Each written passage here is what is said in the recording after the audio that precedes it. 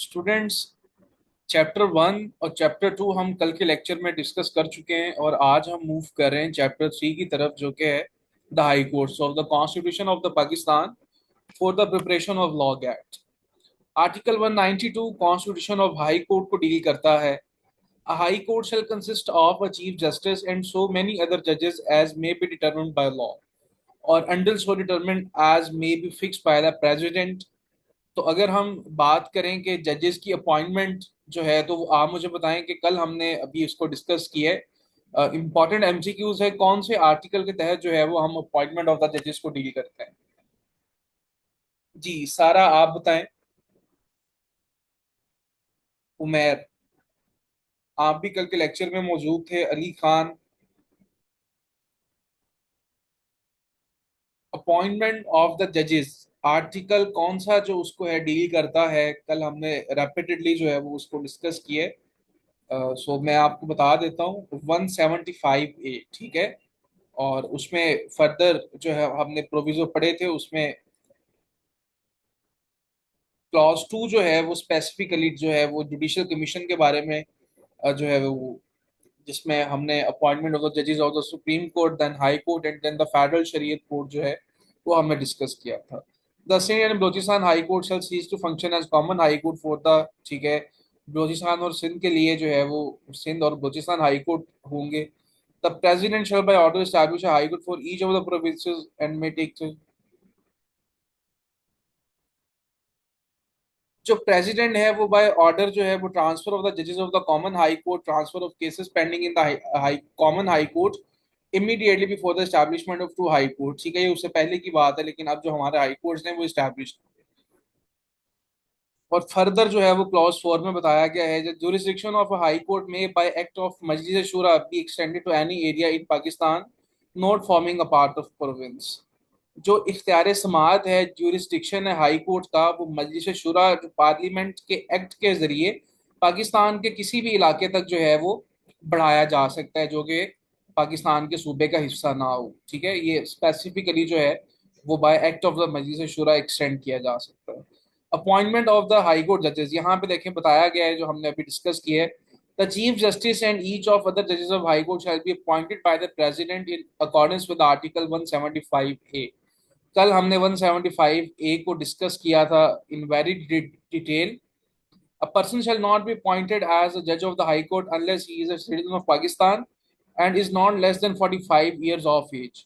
तो यहाँ पे जो है वो उसका पाकिस्तान के शहरी होना जरूरी है, और उसकी जो कम से कम उम्र है वो 45 साल होनी चाहिए। और उस वक्त तक वो किसी भी इंसान को हम हाई कोर्ट का जज नहीं लगा सकते as per the constitution. Not less than 10 years being an advocate of high court, कम से कम जो हाई कोर्ट की प्रैक्टिस है वो 10 साल होनी चाहिए।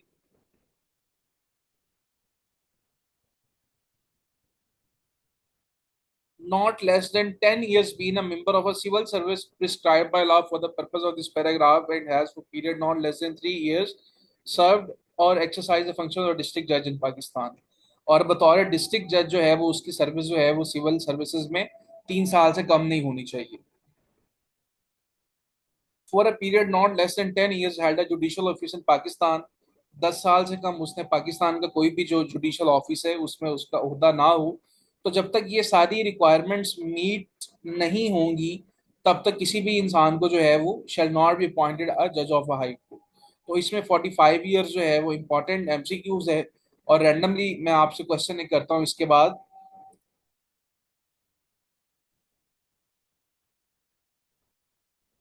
इन दिस आर्टिकल डिस्ट्रिक्ट जज means the principal civil code of original jurisdiction, तो ये 193 था। What is the retiring age of the chief justice और द जज ऑफ द सुप्रीम कोर्ट, कल हमने डिस्कस किया है, बताएं किसी को पता है। जी, is there anybody. Naeem, Umair, Ali, Saleem, 65 years, yes Umair, well done. 65 year, ये भी इंपॉर्टेंट एमसीक्यूज है। एनी हाउ जो है वो आगे डिस्कस करते हैं। फर्दर जो है अगर किसी बच्चे को इंग्लिश में बेयर एक्ट्स को समझने में मुश्किल है तो वो नीचे उर्दू को कंसल्ट कर सकता है। नोट्स आपके पास मौजूद हैं। Oath head office 194। अपना ओहदा संभालने से पहले, before entering upon office, the chief justice of Pakistan shall make before the governor and any other जज of the court shall make before the chief justice. अब आपको मैं बताता हूं कि जब हमने कल डिस्कस किया था तो वहां पे था कि जो सुप्रीम कोर्ट का चीफ जस्टिस है उसने किसके सामने ओथ लेना है, जल्दी से बताएं।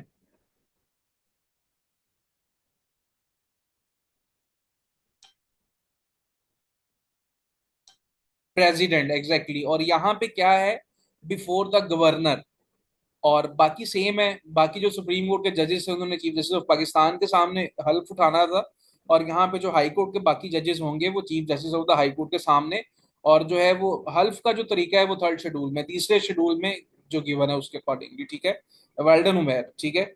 यही इस तरह के ही एमसीक्यूज आपको आने हैं, तो आपको जो है वो you just have to keep in mind, provided that chief justice of Islamabad high court shall make oath before the president. अब ये भी इंपॉर्टेंट एमसीक्यूज है। इस्लामाबाद हाई कोर्ट का जो प्रेसिडेंट, जो चीफ जस्टिस है, उसने किसके सामने ओथ लेना है, प्रेसिडेंट के सामने। और बाकी जो जजेस होंगे इस्लामाबाद हाई कोर्ट के, वो इस्लामाबाद के chief justice of the high court के सामने जो है वो before entering upon the office they have to taken the oath as prescribed in the third schedule. Retiring age, high court का जो जज है उसकी रिटायरिंग एज क्या है, 62 ईयर्स। अब आपको ये भी पता होना चाहिए।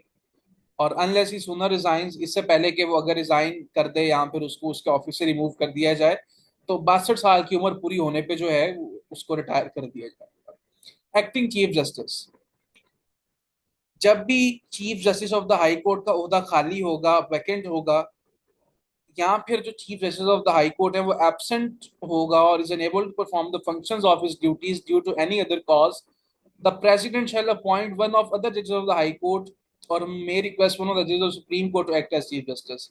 तो जो सदर है वो हाई कोर्ट के बाकी जो तमाम जजेस हैं उनमें से किसी को अपॉइंट कर सकते हैं, या फिर वो सुप्रीम कोर्ट के किसी जज से रिक्वेस्ट कर सकता है कि वो as a acting chief justice जो है वो एक्ट करें, परफॉर्म करें अपनी ड्यूटीज को। एडिशनल जजेस, कल हमने एड होक जजेस के बारे में पढ़ा था। जब भी when the office of a जज of a high court is vacant, यानी कि यहाँ पे हमने चीफ जस्टिस के ऑफिस की बात की है और यहाँ पे हम वैसे ही जज की जस्टिस की बात कर रहे हैं। यहाँ पर कोई भी जज जो है वो एब्सेंट हो और unable to perform the functions of his duties, और जब ये जरूरी हो कि एडिशनल जजेस मतलब इजाफी जजेस चाहिए, तो द प्रेसिडेंट में इन manner provided in the article 1 of the 193 appointed a person qualified for appointment as a judge of the High Court to additional judge of the such period as the president will determine, being a period not exceeding such period if any, ठीक है। तो इसमें जो है वो उसमें हमने ad hoc जजेस की अपॉइंटमेंट का तरीका देखा था, और इसमें हमने हाई कोर्ट की सूरत में जो है वो एडिशनल जजेस इफ नेसेसरी, तो हमने ये देख रहे हैं। यहां तक बताएं, इज इट क्लियर, समझ आ गया।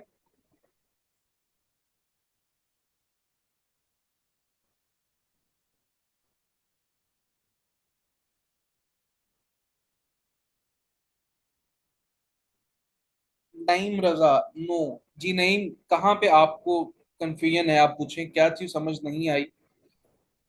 तमाम स्टूडेंट जो है वो जल्दी से बताएं, ताकि हम जो है टाइम की यूटिलाइज करते हुए मैक्सिमम जो है वो। हफ्सा आप बताएं, आपको समझ आ रही। कॉन्स्टिट्यूशन को हम करंटली पढ़ रहे हैं, चैप्टर 3 है द हाई कोर्ट्स। 197, 197 को बेटा अगर मैं आसान अल्फाज में समझाऊं, अगर ऐसी सूरत हो कि हाई कोर्ट के किसी जज का ओहदा खाली हो जाए, या फिर हाई कोर्ट को अपने फंक्शंस को परफॉर्म करने के लिए एक्स्ट्रा जजेस की जरूरत हो, एडिशनल जजेस की जरूरत हो, तो फिर जो प्रेसिडेंट है वो आर्टिकल 193 के क्लॉज 1 में जो तरीका बताया गया है उसके तहत जो है वो एडिशनल जजेस की जब जरूरत होगी तो वो जज को अपॉइंट कर सकता है, ठीक है। सिंपल सी बात है, इसमें इसको हम कॉम्प्लेक्सिटी में नहीं लेके जा रहे। तो कल अगर आपने क्लास ली है तो हमने अपॉइंटमेंट ऑफ द एडहोक जजेस में डिटेल में भी उस चीज को डिस्कस किया था, ठीक है। For any reason it is necessary, तो किसी भी वजह से जब हाई कोर्ट को मतलब एक्स्ट्रा जजेस चाहिए, ठीक है। Is it clear now. Naeem Raza, अब समझ आ गए? मतलब कि अगर कोई हाई, चले ठीक है, दैट्स फाइन। अच्छा, seat of the high court, each high court in existence immediately before commence shall continue has principal seat at place spirit has such before that day, ठीक है। द हाई कोर्ट स्थान shall have it's, यहाँ पे बताया गया है कि जो बाकी हाई कोर्ट्स हैं उनकी जगह अपनी जगह पे होगी, हर सूबे में आपको पता है हाई कोर्ट है। कल हमने जब constitution and establishment of the courts को रीड आउट किया था, और जो हाई कोर्ट ऑफ इस्लामाबाद जो वफाकी दारुल हुकूमत का हाई कोर्ट है, उसके प्रिंसिपल सीट जो सदर मुकाम है वो इस्लामाबाद में होगा। Each High Court and the judges and divisional courts thereof shall sit at its principal seat, and the seats of its benches and may hold at any place within its territorial jurisdiction. Courts consist of such judges as may be nominated by the Chief Justice.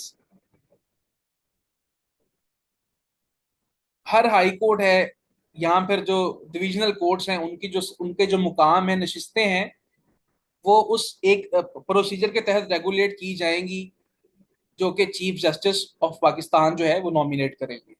The Lahore High Court shall have a bench at Bahawalpur, Multan and Rawalpindi. अब यहाँ पे ये भी important MCQs हैं।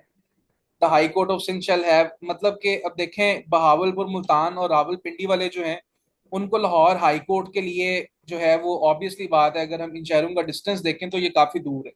तो उनकी आगे benches बना दिए गए हैं, मतलब जिस तरह के मैंने आपको कल बताया कि सुप्रीम कोर्ट ऑफ इस्लामाबाद की जो एक रजिस्ट्री ब्रांच है वो लाहौर में भी है, और इसी तरह बाकी सूबों में है। और आगे इसी तरह से बताया गया है कि सिंध के लिए जो है वो बेंच होगा सक्कर में, पेशावर हाई कोर्ट के लिए बेंच होगा एबटाबाद में, मिंगोरा में और डेरा इस्माइल खान में, and the high court of Balochistan shall have a bench at Sibi and Turbat. आपके जनरल नॉलेज के लिए भी ये जो एमसीक्यूज हैं वैसे भी ये इंपॉर्टेंट है। Each of the High Court may have benches such as the places as the governor may determine on advice of the cabinet with these. इसके अलावा अगर कहीं बेंचेस बनने हैं तो वो गवर्नर साहब ने बनाने हैं, किसकी कंसल्टेशन के साथ? चीफ जजेस ऑफ द हाई कोर्ट की कंसल्टेशन के साथ। जो बेंच हमने क्लॉज 3 और क्लॉज 4 में पढ़ा है, उसमें जो जजेस हैं वो कौन नॉमिनेट करेगा? Chief justice from time to time for a period of not less than 1 year. The governor in consultation with the high court shall make rules to provide the following matters assigning the area in relation with shall invested in the high court. मतलब इख्तियार समात जो है वो governor जो है वो chief justice of the high court की मुशावरत के साथ, कंसल्टेशन के साथ एरिया असाइन करेगा जो मुकामी उसका इख्तियार समात होगा for all incidental, supplemental and consequential matters.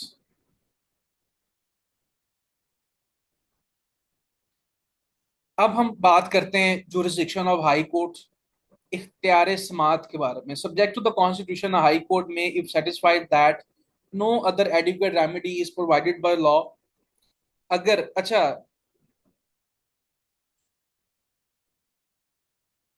आपको मैं बता दूं, जो 199 है ना, ये बहुत इंपॉर्टेंट सेक्शन है। अगर आप इंशाल्लाह अगर आप लोग प्रैक्टिस की तरफ जाएंगे तो जो हम कॉन्स्टिट्यूशनल रिट पिटीशन करते हैं हाई कोर्ट में, वो किसके तहत होती है?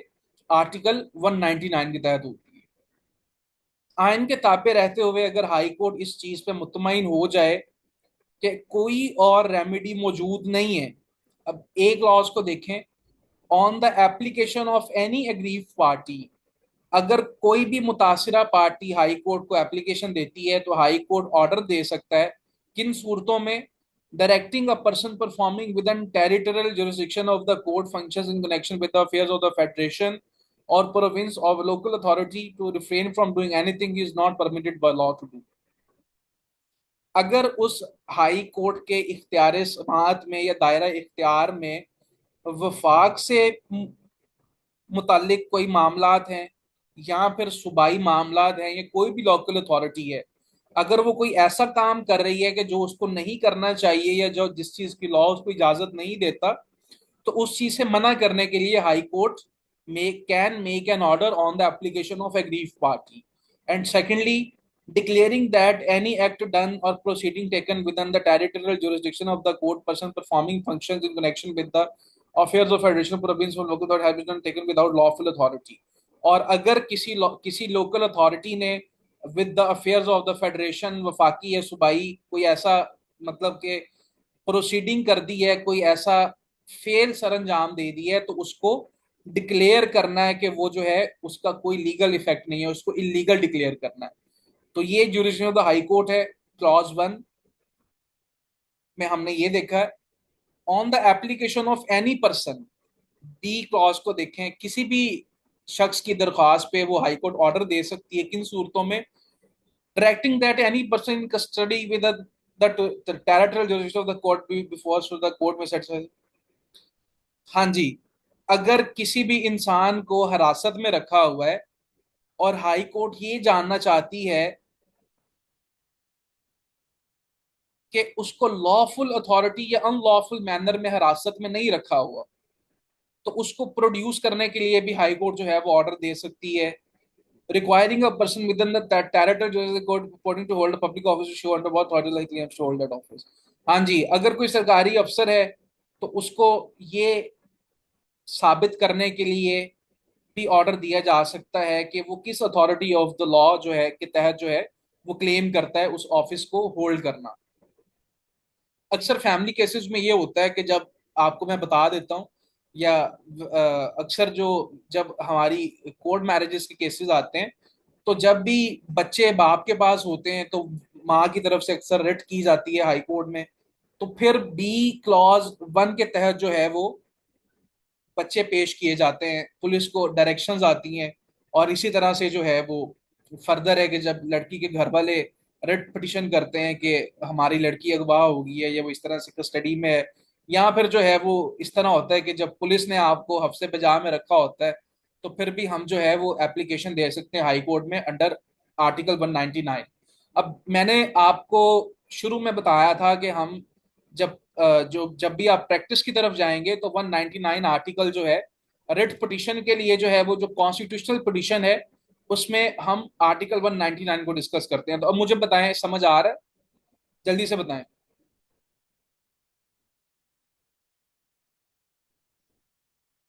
इन सरकमस्टांसेस में हमारे पास डायरेक्ट ऑप्शन है कि हम हाई कोर्ट में रिट दायर कर सकते हैं, ठीक है, एप्लीकेशन मूव कर सकते हैं, और ये इन सरकमस्टांसेस में जो है वो हाई कोर्ट की ओरिजिनल जुरिस्डिक्शन है, इख्तियार समाअत है।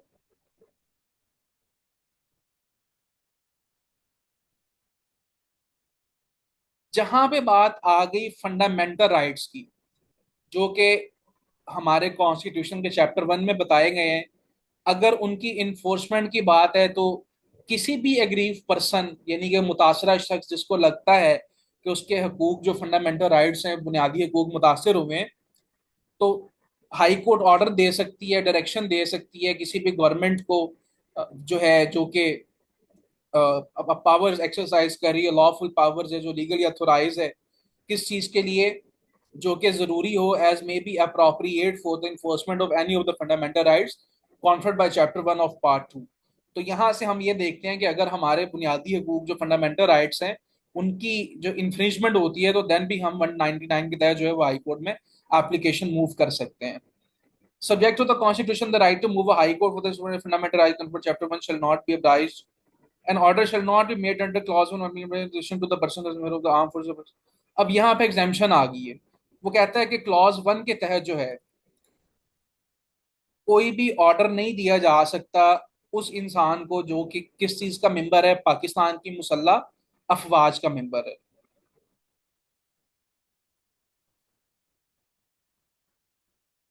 मतलब उससे मुतल्लक आर्मी के किसी में, आर्मी कह रहा हूँ, कोई भी आर्म फोर्सेज है पाकिस्तान की जितनी भी हैं, उनमें किसी भी कोई आदमी अपनी सर्विस परफॉर्म कर रहा है, उस सर्विस की अगर कोई मैटर अराइज हो रहा है उसके ड्यूरेशन में, तो ये यहाँ पे एग्जाम्पशन आ गई है। 4 को देखें, where an application is made to High Court for an order under paragraph A or C of clause 1, the making of interim order would have the effect of the carrying out of public work.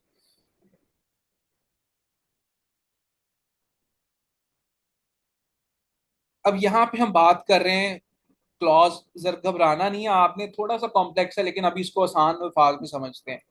Clause 1 में हमने ये देखा था कि जब वफाक या सूबाई या कोई भी लोकल अथॉरिटी जो है वो कोई ऐसा काम कर रही है जो कि गैर कानूनी है, या उसने कोई ऐसा काम कर दिया है, या कोई ऐसी प्रोसीडिंग हो चुकी है, उनको हाई कोर्ट जो है वो इलीगल डिक्लेयर कर देता है। क्लॉज 1 के जो है वो सब क्लॉज ए और बी में हमने ये देखा है। तो यहाँ पे ये कह रहा है कि जब क्लॉज 1 में एप्लीकेशन दी जाएगी अंडर पैराग्राफ ए और C, the making of an interim order, interim order होता है आरजी ऑर्डर, ठीक है, would have the effect prejudicing of interfering with the carrying out of a public work or of otherwise being harmful to public interest, state property, of impeding the assessment or collection of public revenue, the court shall not make an interim order unless the prescribed officer has been given notice of the application. वो कहता है कि जहां पे मामला ये आ रहे हैं कि कोई काम जो है वो पब्लिक इंपॉर्टेंस के लिए था, या फिर अगर इंटरिम ऑर्डर देना हार्मफुल होगा पब्लिक इंटरेस्ट में, मुफाद आमा में, या फिर जो है वो पब्लिक रेवेन्यू की कलेक्शन या असेसमेंट में, तो हाई कोर्ट उस वक्त तक इंटरिम ऑर्डर पास नहीं करेगा जब तक कि उस ऑफिसर को, जो unless the prescribed law officer has been given notice of the application and he और any person authorised by him in this behalf had being heard, पहले मतलब उसको सुना जाएगा। अदरवाइज अगर ये सूरतें नहीं होंगी तो high court may make an interim order, ठीक है। ये देखें यहाँ पे लिखा है क्लॉज 1 में the high court may make an order, ठीक है। तो यहाँ पे हमने ये देख लिया है। 4A में आ जाए, an interim order made by a high court on application made to it to the question of validity or legal effect of any order made, proceeding taken or act done by any authority or person which has been made, taken or done or purports to have been made or done under any law which is specified in part 1 of the schedules for rates or is connected with the state property has effect on the 6 months। अच्छा, ये सिर्फ इतना याद रखें कि जो इसकी info जो इसकी मतलब कि इन्फोर्समेंट की ड्यूरेशन है वो 6 मंथ है। अगर कोई भी इंटरिम ऑर्डर हाई कोर्ट ने दिया है किसी भी दरख्वास्त पे, जब से वो ऑर्डर मेड किया, जब से वो ऑर्डर दिया जाएगा उस दिन से लेके ऑनवर्ड जो है वो 6 मंथ्स तक जो है वो उसकी वैलिडेशन होगी, उसके बाद जो है वो एक्सपायर हो जाएगा।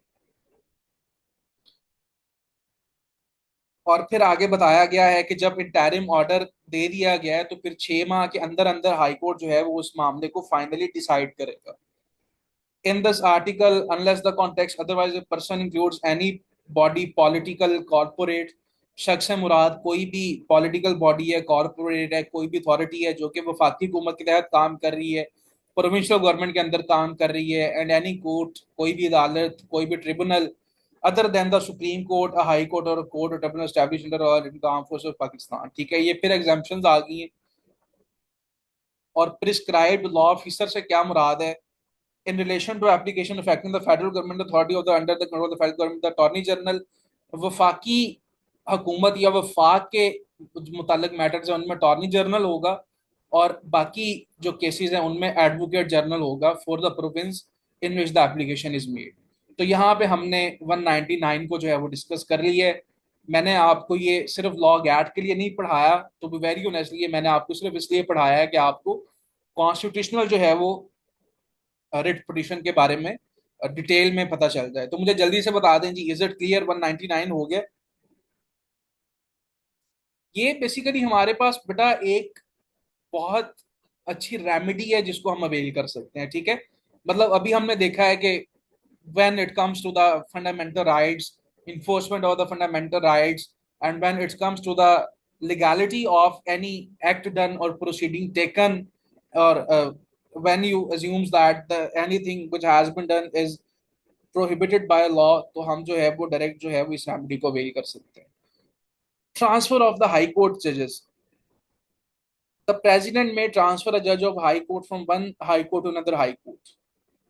जो सदर साहब हैं वो एक हाई कोर्ट के जज को दूसरे हाई कोर्ट में ट्रांसफर कर सकते हैं, बट नो जज shall be so transfer except with his consent, लेकिन मर्जी के बगैर नहीं, मतलब कि मर्जी के साथ, and after consultation by the president with the chief justice of Pakistan and the chief justice of the both high courts. तो यहाँ पे भी तरीकाकार देख लें कि अगर सदर ने एक जज को दूसरे हाई कोर्ट में ट्रांसफर करना है तो एक तो कंसेंट लेना लाजमी है, और दूसरा डिस्कशन कंसल्टेशन लाजमी है किसके साथ? चीफ जस्टिस ऑफ पाकिस्तान के साथ, और दोनों हाई कोर्ट के चीफ जस्टिस के। मतलब ऑब्वियसली बात है ना, दो हाई कोर्ट्स हैं। मतलब फॉर एग्जांपल अगर किसी को पंजाब के हाई कोर्ट से सिंध के हाई कोर्ट में भेजना है, तो फिर दोनों मतलब पंजाब और सिंध के दोनों हाई कोर्ट के चीफ जस्टिस, पाकिस्तान के चीफ जस्टिस और जो है इसके साथ प्रेसिडेंट कंसल्ट करेगा।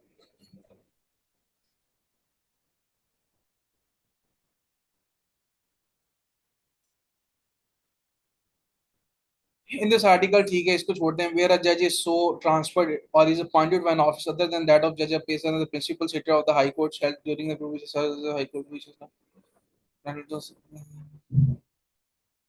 अच्छा, इसमें बताया गया है कि जहां पे ट्रांसफर हो जाएगा तो वो जो जज है वो इंटाइटल्ड होगा, हकदार होगा एक्स्ट्रा अलाउंसेस का, प्रिविलेजेस का, अपनी सैलरी के अलावा, जो कि सदर साहब जो है वो बाय ऑर्डर डिटरमिन करेंगे।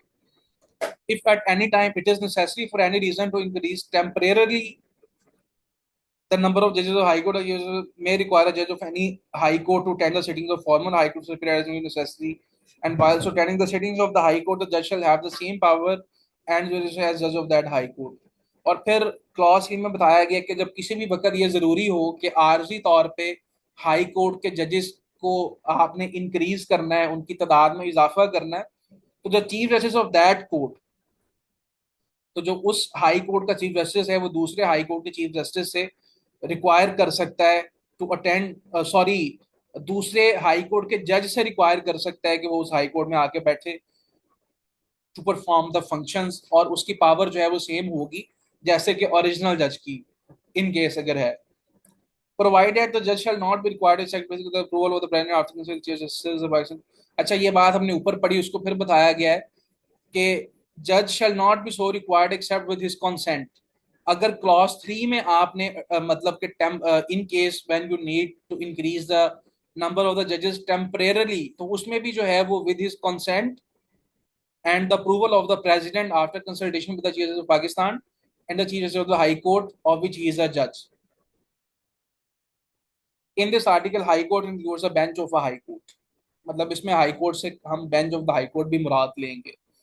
यहां तक बताएं 200, इज इट क्लियर?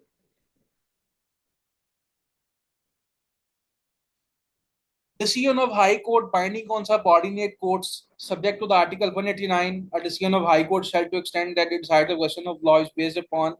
ये भी हमने कल पढ़ा था कि जो हाई कोर्ट के डिसीजन है वो बाकी जो तमाम मातहत अदालतें हैं, जो लोअर कोर्ट्स हैं, सब ऑर्डिनेट कोर्ट्स हैं, उन पर लागू होगा। Rules of procedure, high court जो है वो अपने ज़ाब्ता कार बनाएगा अपने, subject to the constitution and law, कानून और आइन के ताबे। High court may make rules regulating the practice and procedure of the court और एनी कोर्ट्स, अपने और अपनी मातहत अदालतों के जो है वो तरीक़ेकार को जो है वो मुंजबत करने के लिए रूल्स को रेगुलेट कर सकता है। High court to superintend subordinate courts, each high court shall supervise and control all court subordinate to it. हर हाई कोर्ट जो है वो अपने मातहत तमाम अदालतों को सुपरवाइज करेगा और उनको कंट्रोल करेगा। यहाँ पे हमारा चैप्टर 3 जो है वो खत्म हो जाता है। एंड आई कैन होप कि आपको चैप्टर 3 जो है वो आज क्लियर हो गया है। बेसिकली ये थोड़ा सा लेंथी था और इसमें आर्टिकल जो है वो लेंथी थे as compare to the other chapters. और यहाँ पे अब नीचे आपके पास एमसीक्यूज है, इनको आपने देख लेना है और मुझे बताएं कि is it enough for today, या फिर हम आगे जो है वो इसको लेके चलें।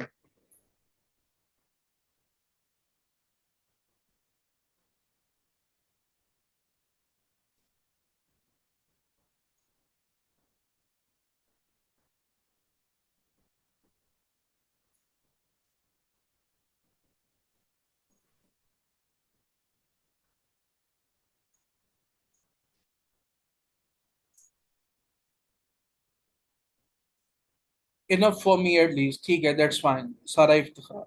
जी बाकी भी बताएं जी। ऑलमोस्ट जो है वो हमारा कॉन्स्टिट्यूशन जो है we can continue, yes sir, enough. Okay, चलिए मेजोरिटी की जो है वो देख लेते हैं। दो बच्चे कह रहे हैं कि इनफ है और हफ्सा कह रही हैं वी कैन कंटिन्यू। जल्दी से बताएं जो decision of the majority will be applied. Enough है, नईम रजा इनफ, वॉन, ठीक है, दैट्स फाइन। चलें हफ्सा, आज के लिए इतना काफ़ी है। आप जो है वो इससे पहले जो हमारे लेक्चर्स हो चुके हैं कॉन्स्टिट्यूशन पे, उनको जो है वो सर एमसीक्यूज, बेटा एमसीक्यूज तो आपने खुद करने हैं, मैं तो आपको बेयर एक्ट पढ़ा रहा हूँ। एक एक लफ्ज जो है वो हम बेयर एक्ट का पढ़ रहे हैं और इसी में से एमसीक्यूज आने। तो बाकी इसके अलावा जो है वो फर्दर हमने आपके लिए एमसीक्यूज को कंपाइल भी किया है या आपने खुद करना है, ठीक है।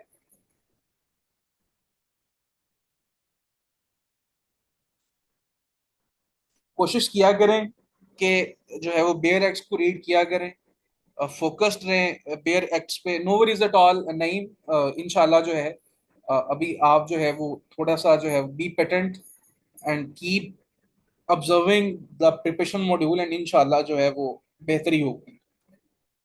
ठीक है जी, अपना बहुत सा ख्याल रखें, खुश रहें, मिलते हैं कल की क्लास में। अल्लाह हाफिज़।